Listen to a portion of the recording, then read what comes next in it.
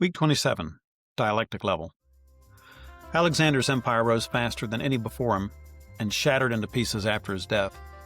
But even though Alexander's empire didn't survive him, his victories spread the Greek culture and language around the known world. How did this common Greek culture pave the way for the gospel to spread through the world?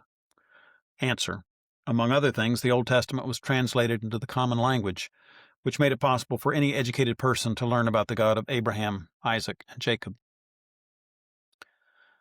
What great city in Egypt was named for Alexander? What was it famous for? Alexandria, and it was famous for the Library of Alexandria.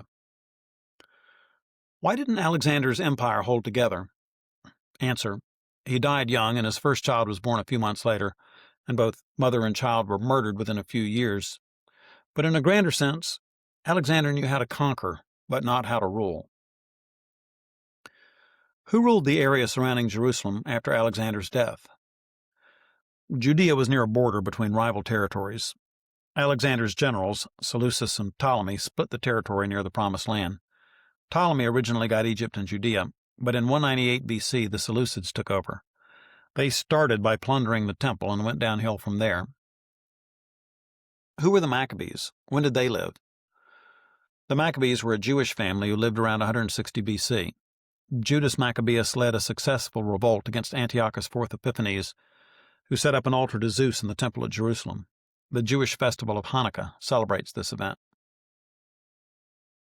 As we wind up this unit, take a little time to look back. Your kids have studied the Assyrians, Babylonians, Persians, and Greeks over the last couple of months, so there are plenty of dots for them to connect. Ask to see their charts on these empires, and then have them compare and contrast the empires for you. Which empires conquered which territories? How long did it take for the empire to rise? How fast did it fall? Which one is their favorite empire?